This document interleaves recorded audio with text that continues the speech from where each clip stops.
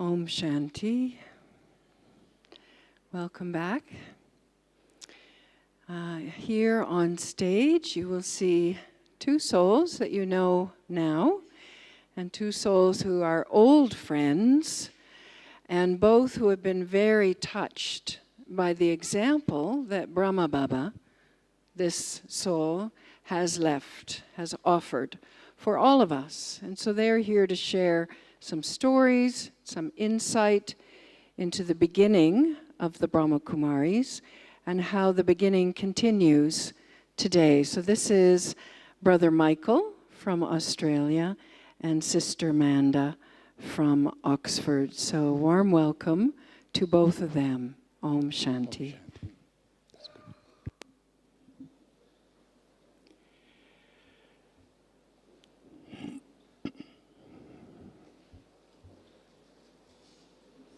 Om Shanti and good morning again.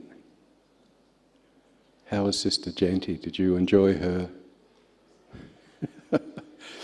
You're getting the best of the best. In 7 days you are seeing the preeminent and most experienced teachers of the Brahma Kumaris.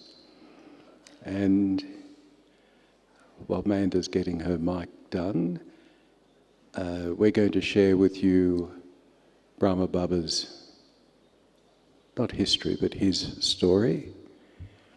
And neither of us have met Brahma Baba.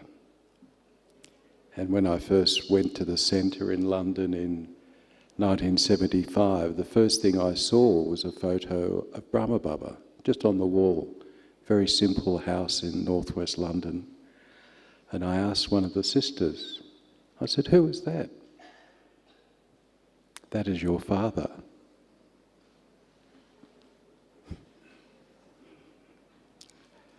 Maybe there is a resemblance. And my thoughts were, not how could it be or no it's not. I thought, that's nice. Because Brother Joe and I, we lost our own father when we were 7 years old. So to come into the BKs and see Brahma Baba as like a father was very nice. And we can share lots of different stories, but Sister Manda has had the very good fortune to live with Daddy Janki for 40 years or something like that. Nearly. Yeah, and also very close to Sister Janti. And who'd met Janki Daddy? And a few of you met, but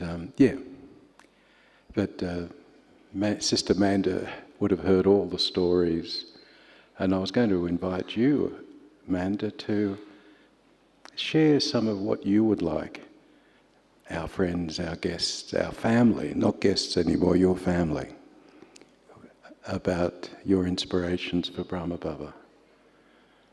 Thank you, Michael.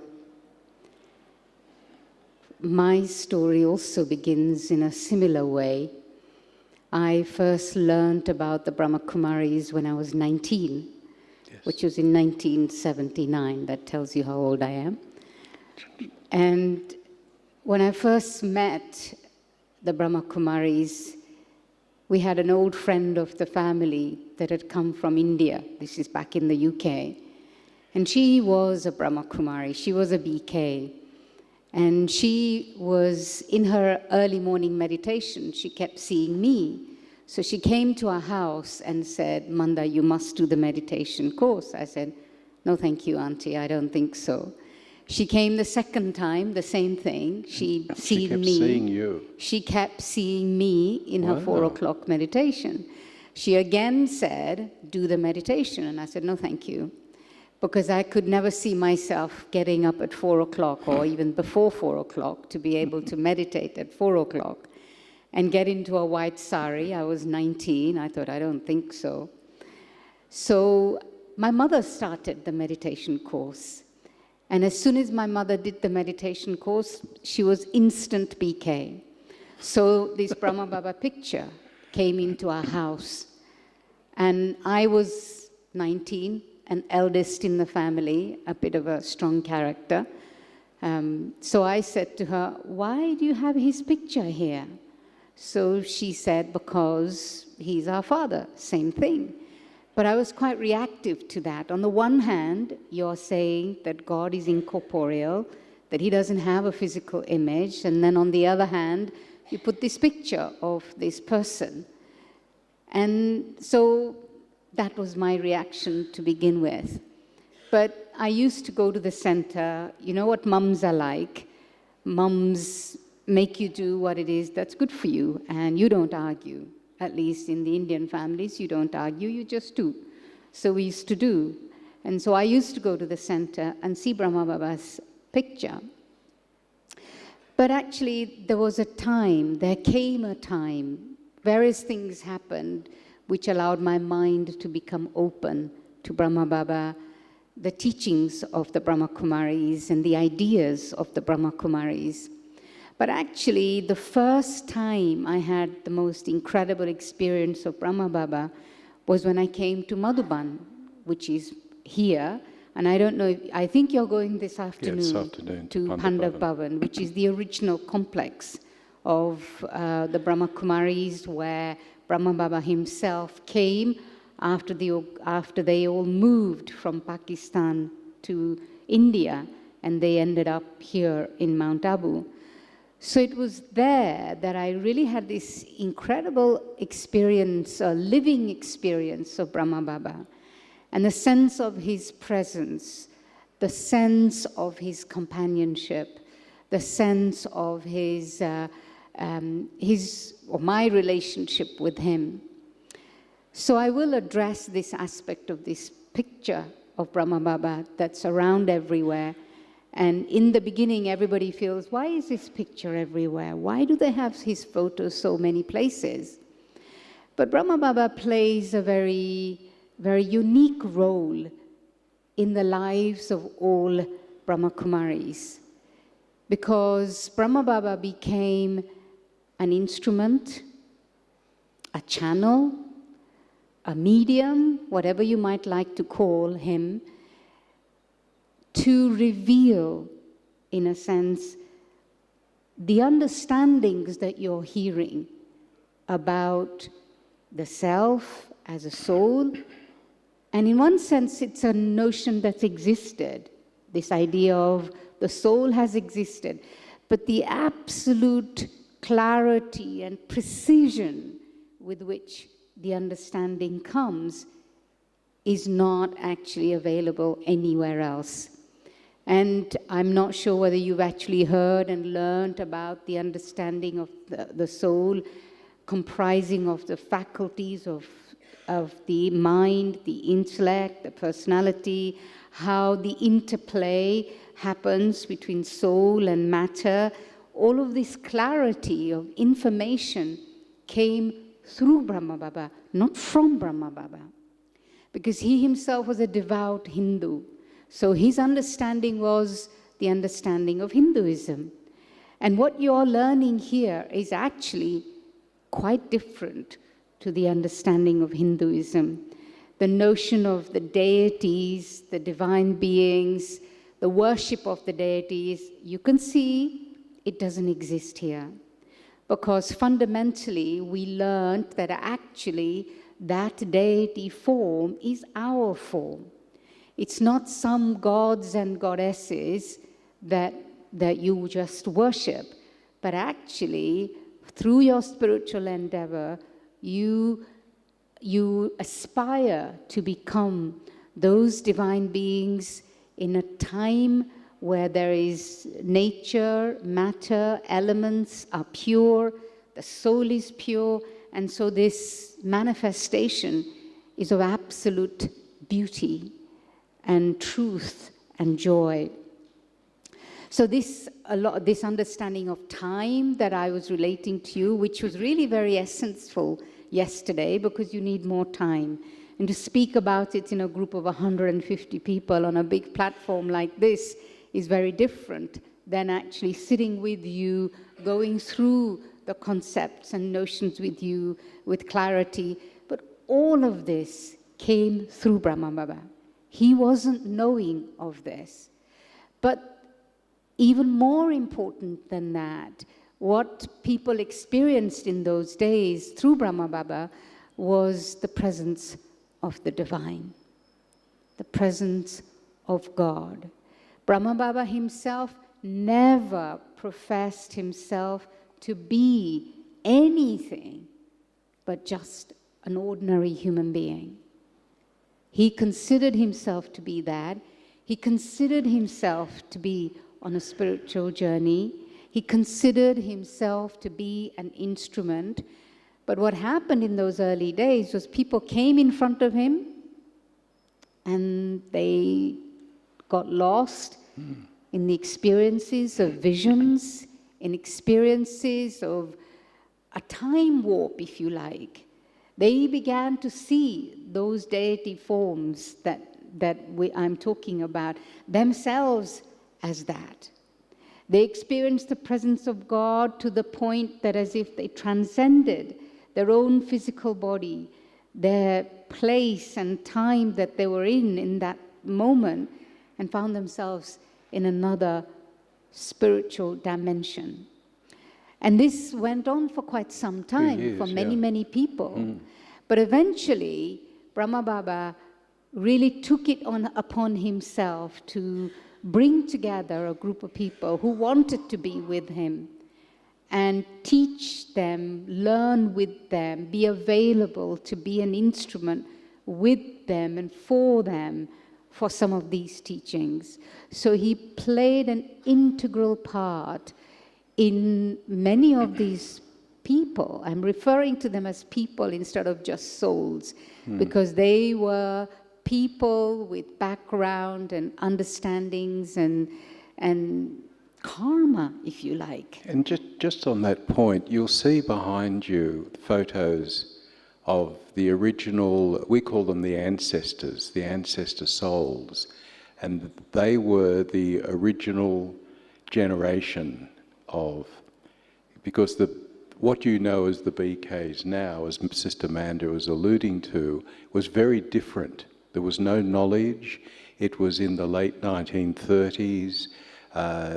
The establishment of the Brahma Kumaris was parallel to the final stage of the movement of the independence of India from Britain, and the establishment of Pakistan, the Muslim country of Pakistan. And the organization, because Brahma Baba was a jeweler. He was a very successful jeweler based in Calcutta, which was then the seat of power of British India. And he had he was very renowned. We met some of his customers who referred to Dada Lekraj, which was his name, his birth name, as the Cartier of India. He would be able to tell the value of jewels, especially diamonds. So he was immensely wealthy.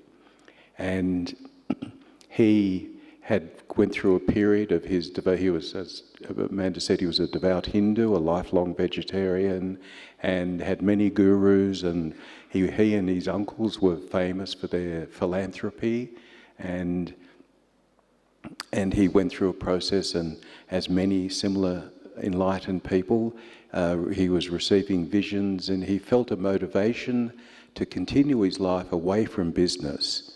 And he established what became known as Om Mandali, the house where they chanted Om, because all these people, mostly women and young and their children, would come, because the Sindhi community, as it was called then, were India's most renowned business community, and they dealt outside India. They were world traders, immensely wealthy people, and while all these men were out of India, their wives and kids became attached to the Om Mandali, and right in the middle, just under as an image of Shiv Baba, to the left there is Mama, and she was 17 years of age, and she was the first administrative head of Om Mandali, and then the Brahma Kumaris as they evolved. But it was a process. They were people would come and chant Om and see Krishna go dancing in heaven. And in Hinduism, you have to search for births at a stretch to get a vision like this, but the Om Mandali were renowned to, you go to the Om Mandali, you'll receive visions. So a lot of people were coming, and then eventually a community was formed of about 300 or so. Yeah, about 300 or 400. And this 14-year period that Sister Genti referred to was in Karachi. They were all supported by Brahma Baba's money. He renounced all his wealth and set up a committee of mothers and young sisters and handed his wealth over to them, and he never touched a penny for the rest of his life. He just focused on becoming this medium.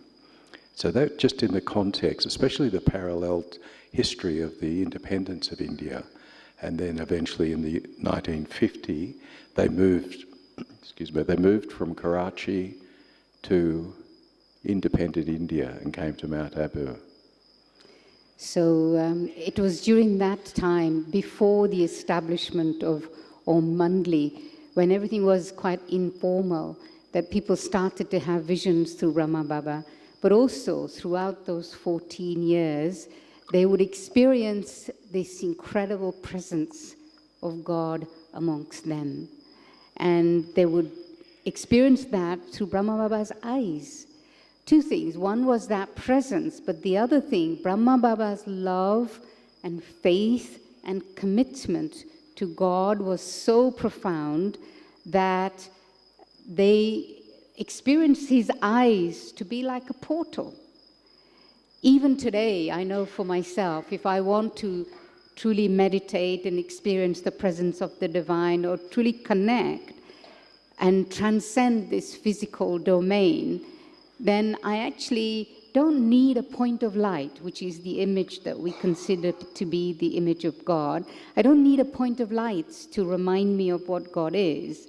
But sitting in front of the picture of Brahma Baba, his eyes just transport me somewhere else, because I feel like the presence of the divine in him was such that even today it plays that role. The pictures that Michael is referring to at the back, but the ones that you see here, Dadi Prakashmani, who was the first administrative head with Didi after Brahma Baba passed away. We met them. I met them. Yeah. I met Dadi Janki for nearly 40 years. I spent time with her. These two, Didi I met only for about 3 years after I started. And then Dadi Prakashmani I met for about 25 years every time I came. And you could really feel, now when they're not here, we realize their power, their presence, and what they brought to us in terms of not just the wisdom of spirituality, but the power of spirituality. So why Brahma Baba's picture is there, that I think, I vouch for everybody, every BK experiences Brahma Baba to play that role, as if his eyes are a portal. I mean, I know this picture is a bit kind of plasticky, but if you see his photographs, his real photographs, his eyes are really like two jewels shining at the on his face, and they really take you and transport you somewhere else.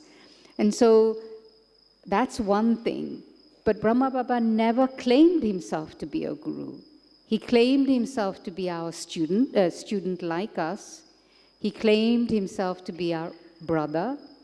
And he claimed himself to be, if anything, a father. Just think about it for a moment. If a powerful energy becomes present in you, how much you have to be out of the way for others to experience that energy. If for a minute second even, Brahma Baba had the slightest bit of ego about himself, then none of this would happen. None of what you see and experience today would be possible. Because that ego, the poison of ego, would kill everything. So Brahma Baba's presence, even when Brahma Baba passed away in 1969, everybody thought, that's it. it's the end of the Brahma Kumaris. It was Prajapita Brahma, who was a powerful source, who was a powerful instrument, and now there won't be left anything. But whilst Brahma Baba's presence, he taught us to connect directly with Shiv Baba. When you hear the word Baba, we're not referring to just Brahma Baba as Baba. We're referring to Shiv Baba, God the incorporeal, as Baba. Because Baba means father, to allow that feeling of intimacy with God the incorporeal. That sense of claiming a right, if you like. So Brahma Baba, even today, plays that incredible role, an important role, and yes, he is for us the father figure here on the physical plane. God, the incorporeal, is beyond, is not here. And we connect through our own heart and mind. But Brahma Baba played that role of a father figure that made us have this experience, makes us even today have the feeling that I have a right. And it's possible for me to claim an inheritance of divine qualities, an inheritance of power, an inheritance of wisdom too. But the other thing I think that's also very important is to recognize that even today, he's here. Makes us feel as if Brahma Baba's presence is guiding us. Shiv Baba and Brahma Baba, in actual fact, after Brahma Baba passed away, used to become present through a trance medium, whom we call Dadi Gulzar. She played the role of being a trance medium, where further, not necessarily the original teachings, but the detail, the practice of the teachings was revealed and explained through Dadi Gulzar. So that stopped some years ago when Dadi Gulzar became quite elderly and could no longer play that role. And 2 years ago, she too passed on. So that role doesn't happen anymore. But we also recognize that even that is some sort of a support, that now all of us need to learn to have a direct relationship with God without the physical support. But another very important role we were speaking about yesterday was that Brahma Baba plays this role of bridging this gap. You've learned about the soul world, the incorporeal region, the region of light, and here is a physical plane, two completely opposite ends of the spectrum. And what happens now at the confluence age is that these two worlds have to come together, which actually ultimately creates the world of purity, the world of truth, and we also call it the world of heaven here on this plane. This spirituality being played, being enacted on the physical plane, where we also learn this relationship with the world of matter. And with the magic of technology these days, you can see what Sister Manda was just referring to through the medium of Dadi Gulzar. The soul of Shiv Baba, the soul of Brahma Baba would come, because it's their organisation. And you can see this on YouTube. You do some Google stuff, some of you may already see it. And when we first started coming, we'd have very intimate meetings in Pandit Bhavan because there was only one complex. And we'd have chit-chats. Very interesting. And I won't begin to try to explain the difference in the vibration when these souls came to meet us, because they were our parents, spiritual parents. And when you see the growth of the BKs, he was the first. There are now, I believe, 2 or 3 million BKs, something. No, I don't think actually anyone knows. More than that, maybe. And there are many, many, many people who are feel that they're like you, because we're not here to make you BKs. A few people were asking that the other day about, are you converting me to BKs? I have trouble with my own spiritual life, I can promise you, without taking on yours. And that's the integrity and foundation of peace of mind, which is why it's been going for 26 years. And it's to share the love, share the tools, and equip you all to leave here in a few days with stuff to help you grow spiritually, personally, all that sort of stuff. And bring your friends next year. Because these peace of minds, they won't go on forever. As Sister Janti was saying, there's some tough stuff going on in the world, but there's also some beauty, and this is one of them. But the feeling of Brahma Baba, because we were again lucky enough we've met his son, we met his grandson, we met his daughter, 2 daughters actually, and so we had, what was this guy really like? What was Brahma Baba like? And people all say the same. They felt he was on our level, he was one of us. He wasn't this guru, wasn't this enlightened. He was very enlightened because he made a lot of efforts himself, but he always made you feel that you could do it. You could achieve the highest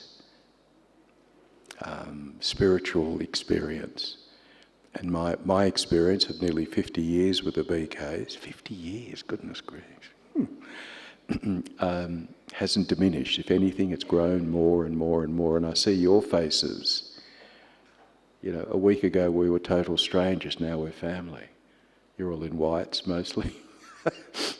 People in the kitchen said to me the other year, after the shopping day, which we instituted as the first absolutely important part of the program, Brother Michael, we have a problem. And I went, oh God, what's happened?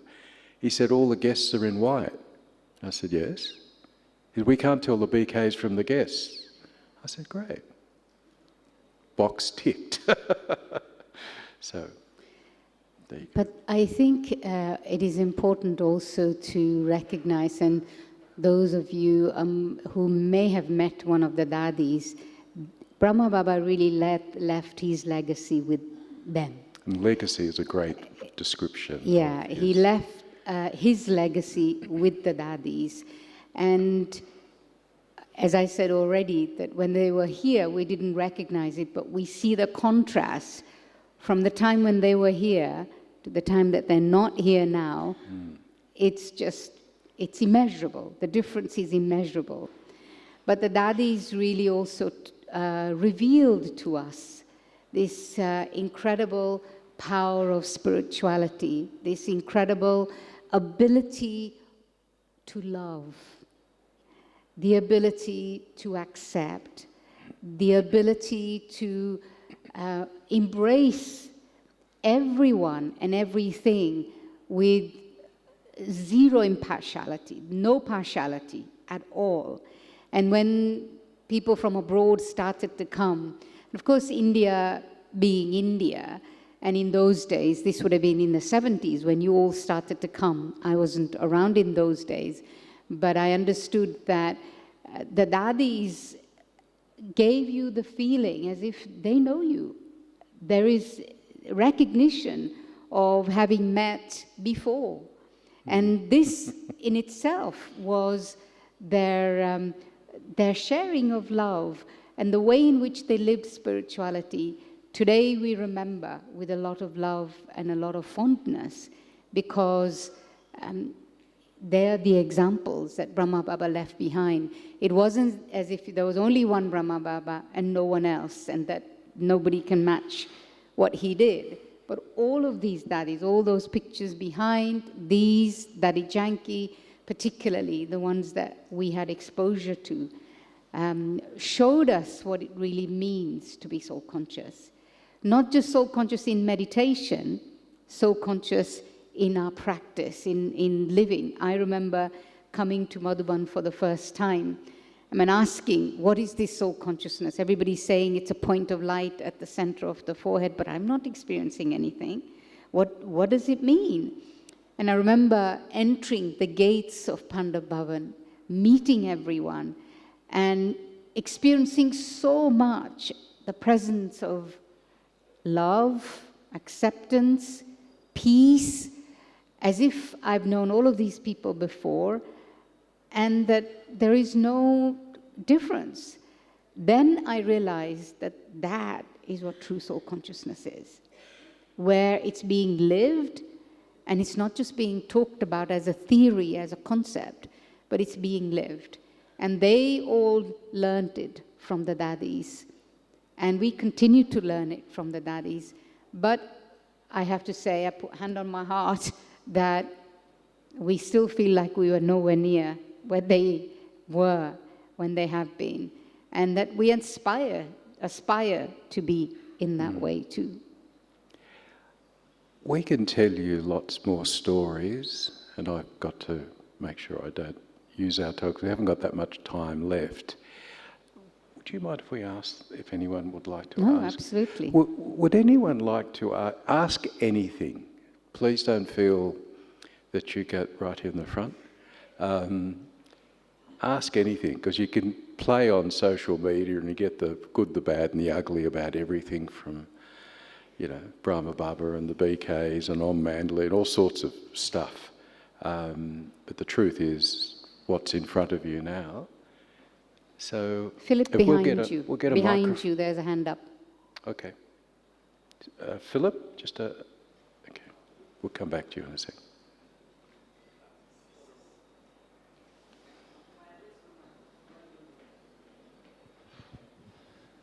Thank you. I would like to ask, who wrote the Murlis, and if you talked about them a bit, please. So, Murli, literally translated, means flute.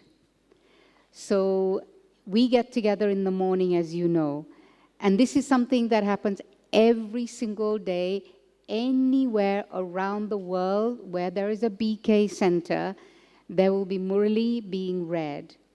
When Brahma Baba was there, Brahma Baba, that was the time when he specifically played the role of a teacher, where he played the role of an instrument, a medium if you like, when teachings came through him specifically at that time. So Murlis are the basis of the teachings of the Brahma Kumaris, the teachings that came through Shiv Baba, from Shiv Baba through Brahma Baba. And Murlis are what we study every single day. So that basically simply answers that question. But what we find is that as we listen to the Murli, read the Murli, and emphasis really is on listening to the Murli together collectively in an atmosphere, in company, so that there is, the atmosphere always helps in absorbing the understanding and information. Because on the one hand, it sounds like you've heard it all before, but the deeper you go, the more subtle you become, the more the resonance of that Murli and those words and those concepts changes. You've been meeting so many BKs here on the stage, and you've all been hearing about what they're sharing. The basis of what you're hearing is the Murli, is the fundamental understanding of the self, God, the drama, and karma. And they're all recorded. There was a brother, again, one of the ancestor brothers. His duty was to record each Murli every day. And there's around about 400 of those Murlis that came through Brahma Baba, that's what we study. And again, if you go onto YouTube, you can actually hear Brahma Baba's voice speak these Murlis. So Frank? Cindy. Sister in the front. Ah, there's Philip. Hello. It's okay. Hello? Ah.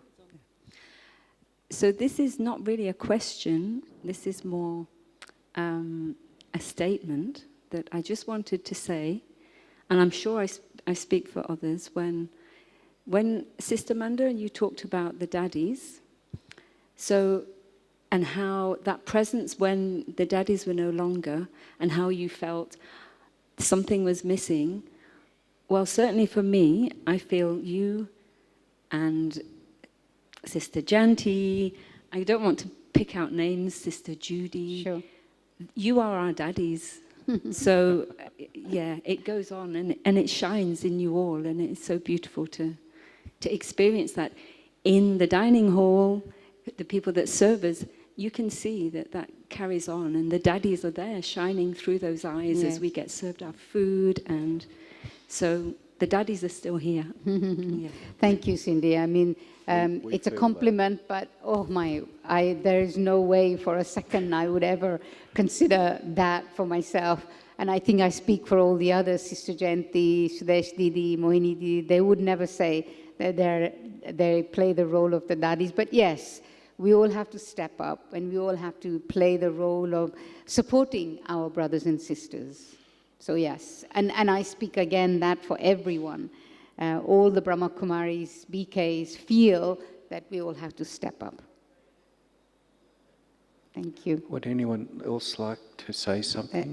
There. Philip's getting his steps up today. I hope this will be taken in the spirit that is being offered. Really curiosity and a desire to understand. So Brahma Kumaris started in a very humble way, almost coincidental. Nobody intended to build a worldwide organization. And we know from the world of matter and drama, so many good causes started humbly. And when they developed big, with a lot of money, resources, real estate, people, politics and greed and power started to really become more and more present and really corrupted the original germ of goodness that was there. How is Brahma Kumaris overcoming that? This is a very big organization. It's global. It has big centers, a lot of resources, a lot of people. How are you not falling in that trap? Great question. Michael, do you want to answer it first? One specific, the word Brahma Kumaris means daughters of Brahma. And my experience when I first came across the BKs in London, one other brother, Charlie, you'll meet later, he's our old buddy, and Joe and he were friends before, about a year before the BKs in Europe, in London. And Charlie started talking about enlightened women. And I was brought up a Roman Catholic, so I was used to the nuns in charge. When the nuns said do something, you did it. And so when Charlie started talking about, he was going to Sister Genti's lectures, and I thought, what do you mean enlightened women? And when I met especially Daddy Janki, and my observation over the decades is the fact that most of the organisations that you're referring to in India are run by men. And this is the largest spiritual organisation in the world run by the sisters. And that has made all the difference that I've observed, because we've seen Rajasthan, we've seen all sorts of Hare Krishnas and all these schisms happen across spiritual. You know, they start off with good intentions, but they don't end up that way. But the BKs have got a policy that a woman's always in charge, and there's a committee of around 16 sisters. As the daddies were getting old and passing away, these powerful sisters run the organisation from a spiritual perspective. And there are brothers, of course, doing things, but they refer to the sisters. One of my mentors was a brother Ramesh from Bombay, and he and his wife were, he had an accounting, he was an accountant. This guy ducks to India in law and accounting. And you know how many people in India are lawyers and accountants. So he's a pretty bright guy, and he was very helpful to me and many other Westerners cross over the barriers between not just East and West, but into the BK culture. And he told us a few things about how how the BKs have not just existed in India, but have grown. I mean, there was we've had people who were communists before they came here, and they leave as believers of God because they say God only knows how the BKs actually operate in a country where it's quite difficult to do things. But how they do it is really Baba's inspiration, the guidance of Brahma Baba, and the wisdom of the Daddies navigating this difficult things about corruption, there haven't been schisms. There haven't, that I've observed anyway. And when the downstairs, like we called it down, Shantivan, you may or may not have seen where the India solar facility is in what they call Shantivan. And Sister Genti, Sister Manda, and Sister Sudesh and Sister Shivani, they've all come up. There's what's called a global summit and a big event, 4-day event. There are 25,000 people there. And there is the President of India is the chief guest out there. She's a BK.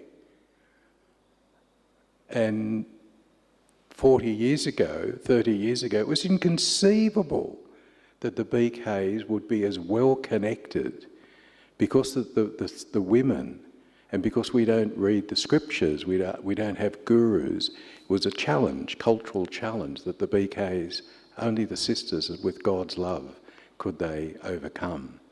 But this is my experience, and Manda may wish to elaborate. Yes, the other aspect that is present in everyone's minds and heart is that they're here because of God. Whatever it is that anybody does here, there's absolute and total commitment and faith that we're here for God, because of God. And so that doesn't mean to say people's personalities don't get in the way always. Clashes happen, conflicts happen, difference of opinions happen. And the only reason why we can transcend those, bypass those, and focus on what is needed to be done is because everyone has this complete awareness. I love God. This is God's task. The task of God is to bring about peace in the world, to bring about the world of harmony, and we want to give our finger of cooperation to allow that to happen. I'm not kidding. The degree to which people have honored that and have a commitment to that is beyond measure. This is the only reason, one of the reasons, main reason, as well as some of the things that Brother Michael has mentioned, allows this work to happen. People contribute with their mind, their body, their wealth, their time, knowing that this is what it's for. You know, anywhere you go in the Brahma Kumaris, in the world, to whatever extent you are recipients of what is being offered, nobody will ever ask you to pay for anything. Nobody will say, this is how much it is. Not in the beginning, not in the middle, and not in the end. So all the contributions come completely voluntarily when people take benefit.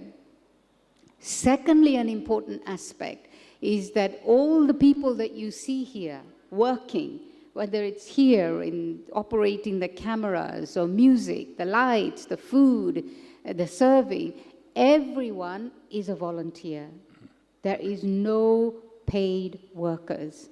Because, again, Brahma Baba felt that spirituality is not something that you can attach a price tag to. Whether you are receiving or you are contributing towards it. Why can you not attach a price tag to it? Because it is priceless.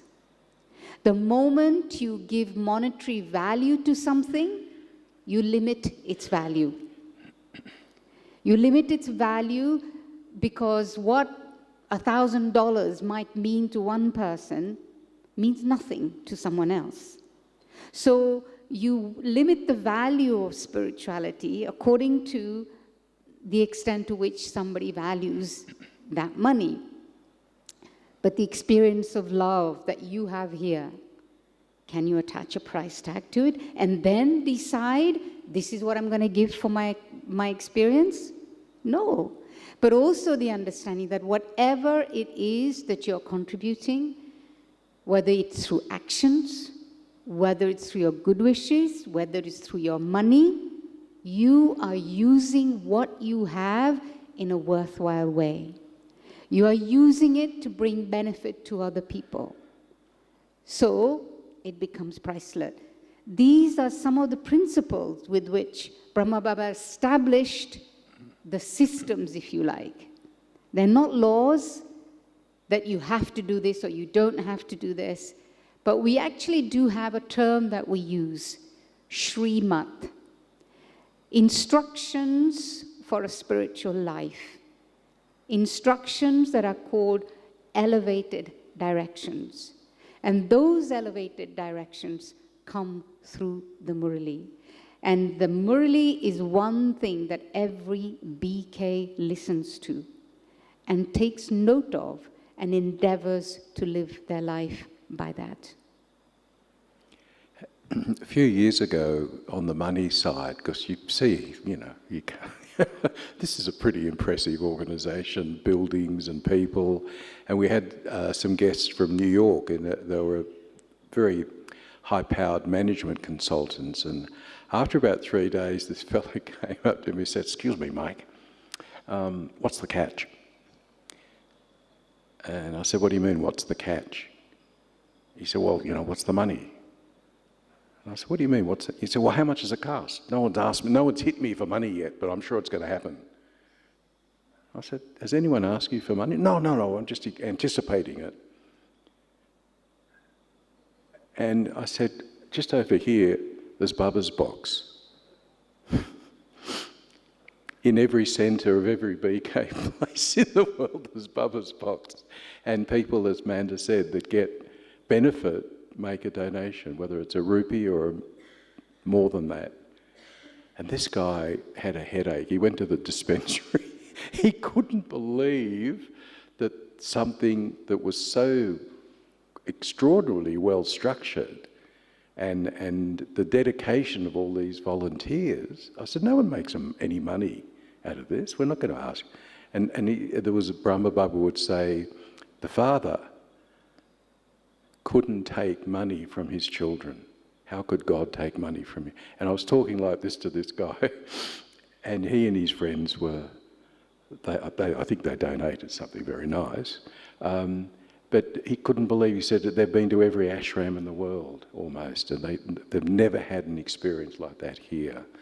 And you give what you can, and you see in the kitchen, people who prepare your meals, most of them can't speak English, but they work 24/7 so that you and me can have this experience of what it's like to experience God's love. But something else that I would like to add to that also is that, there is this notion that if you are living a spiritual life, you have to live a life of renunciation, in that you shouldn't have all the good things or you shouldn't have comforts. You have to live with only bare necessities and so on.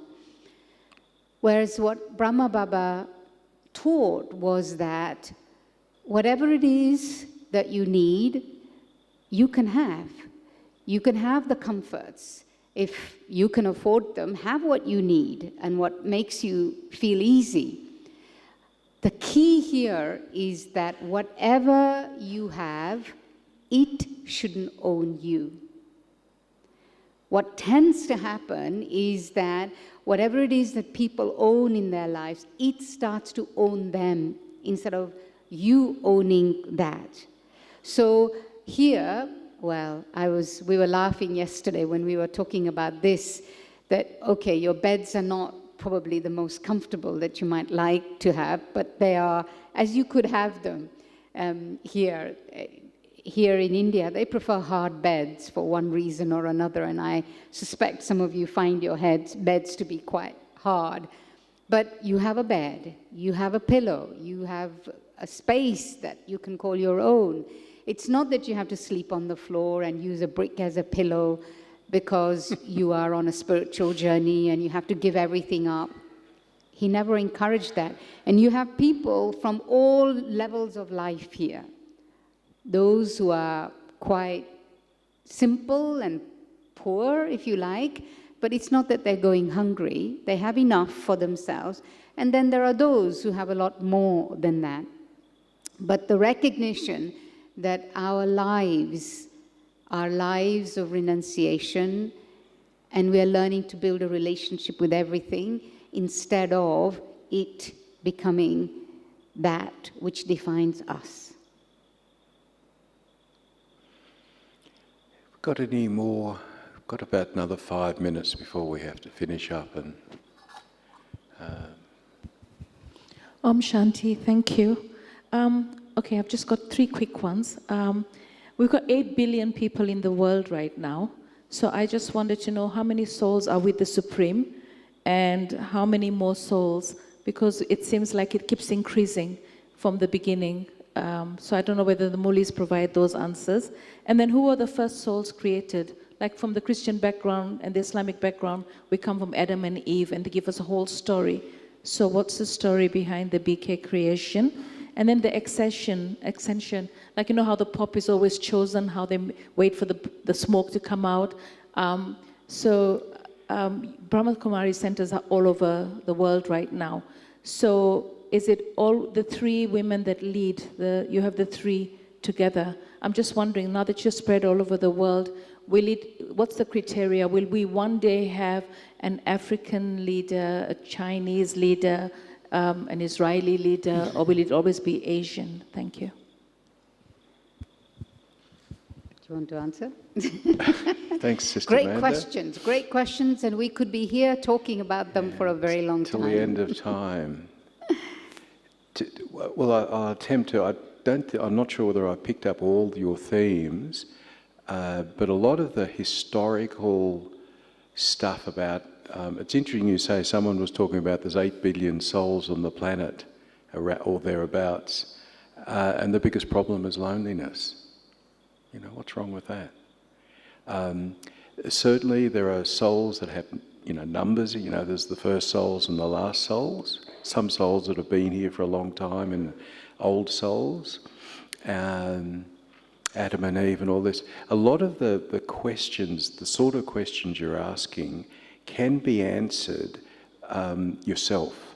But you really would need to study a bit more of the BK philosophy, because what you're getting in these 7 days is the essence. We haven't even scratched the surface. So you can imagine how deep and I've been doing this for 50 years.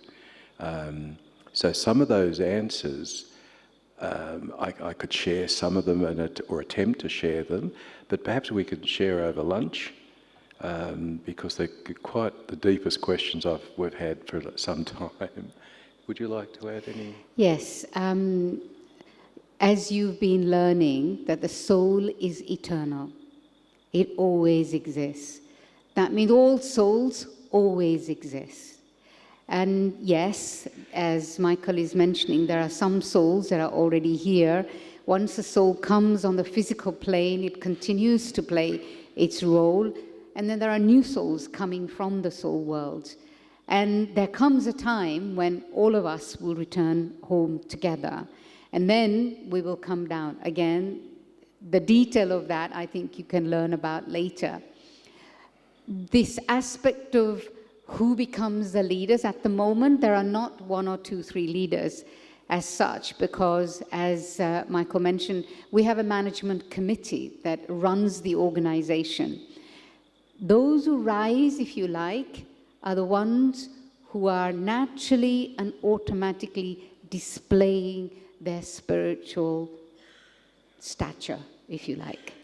And nobody puts anybody forward. Everybody, in a sense, recognizes this soul, this person has the ability to take us on a journey, on a deeper journey, on a higher journey. So that's how they come, rise to the place that they rise to. There is no applications made for the job, and nobody's looking at the applications, and it's not about bringing someone up because they're from a certain background, whether it's a Chinese or Israeli or African or whatever. And yes, if we continue to be here for another 100 or 200 years, who knows, that might happen. Although we're not quite sure whether we will be here for another 100 or 200 years. So that's how it really happens. It happens organically. When the Daddies were here, they never said, okay, after I go, it's you. Or after you go, it's you. It's never like that. It's who's the next spiritual giant that comes to the fore. That's how it happens organically. Is that okay?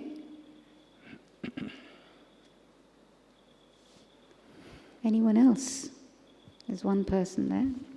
Yeah, this might have to be the last one, if that's okay, because we'll have some meditation and head to lunch. My question is simple.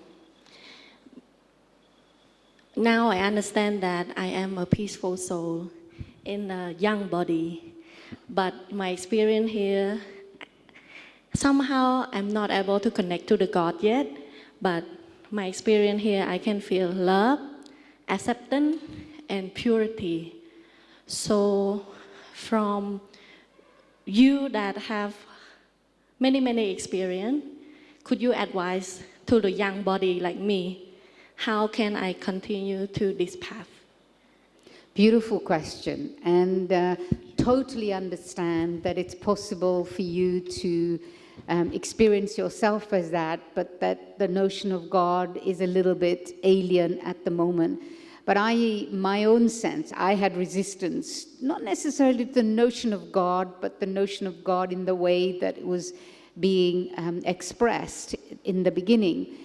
But I think that the more you continue to experience soul consciousness and the original qualities of the soul, your mind and your heart automatically begins to become open, and you're able to experience the presence of God naturally and automatically, because it's when you're soul conscious, you move beyond the pull of gravity.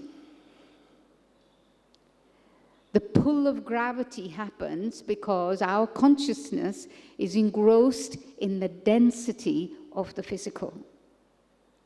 Think for a moment, when you experience soul consciousness, what are the qualities you experience? You experience peace and joy that automatically keep you moving, keep you shifting things. Nothing holds you down. And it's as if you have elated feelings. And those elated feelings are not just elated feelings of here, but they're spiritual feelings. Feeling of joy, feeling of peace, feeling of love. These are spiritual qualities. And as you continue to experience those, you will become ready, if you like, to experience the presence of God. There have been people who've come here and said, no, God's not in my radar, I'm not going there. And they come back and say, yes, I get it. I know I now have a relationship with God, because it is the one relationship that has traveled through time with us. All other physical relationships, they haven't traveled with us. They were here today. When I move on, they move on, who knows? I think about this a lot these days. My father's quite elderly, 93, and I go to visit him quite regularly. And I kind of become aware of the intensity of that connection, but I'm also aware that when he goes, it will be like, he's no longer here. What now? So it's it's a natural progression, I feel, to experience God through soul consciousness. And if I could just say one other thing, my experience personally is that when you come to peace of mind, and you have to, sooner or later it'll dawn on you, you've got to go back to where you came from to come here. The best thing really to ensure that you have a long life of happiness and spirituality is good company. People through the BK centres and the network now is that you'll meet people that will help take your life forward, and you'll use your own common sense, your own wisdom that you've all got, because you came here in the first place voluntarily, is hang out with people like that. Again, not necessarily to become BKs, but all the centres throughout, certainly the Western world, are well networked with people who are into good wellness, into mindfulness, into vegan, vegetarian lifestyles, people that avoid alcohol and tobacco, all those common sense stuff. It's people, hang out with people like that, and they will take you forward for sure, and your own wisdom. So that's it. Om Shanti. Om Shanti. Tomorrow, I feel like maybe some of the questions are starting to percolate in you now. And tomorrow we're going to have a question-answer session with Brother Charlie. So I'm going to place papers here and pens here. So if in your further reflections another question comes up, just write it on here, and our brother from stage will get us a basket. And you can leave them and we'll answer tomorrow, okay? Because probably many unanswered things. Thank you. So this song that you're about to hear now, it's a very special song. It was a song written by Mama, who was, as Michael explained, the first one afterwards to come at the age of 16, 17. And she was someone who came instantly recognized who Brahma Baba was and what was happening through him. And she instantly took on this role, if you like, of nurturing and sustaining everyone spiritually, but also recognize her future role of a goddess, a deity. It's a beautiful song. Enjoy.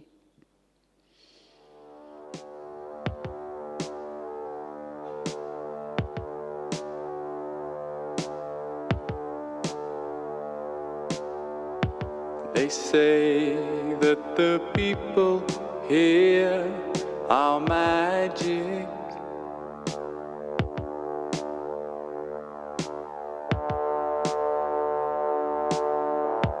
They say that the people here have magic in their eyes. Look into their eyes and you'll see a brand new world shining in the distance.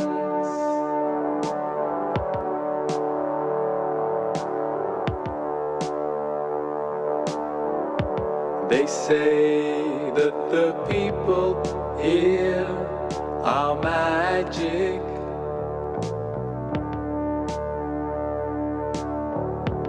They say that the people here have magic in their hearts. Look into their hearts and you'll see the light of love shining.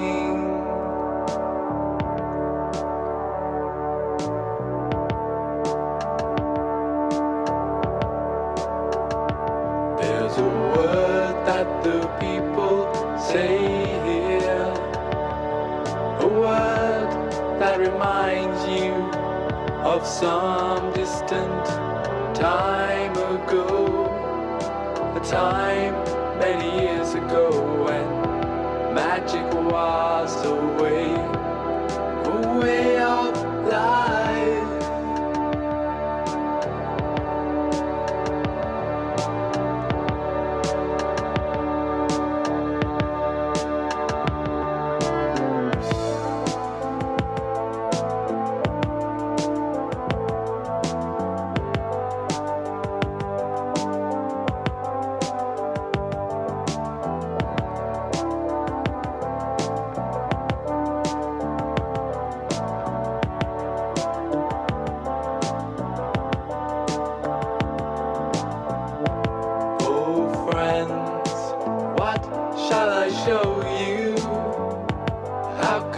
show you what I saw. The voice of Om, the voice of Om, the voice of Om, the voice of Om.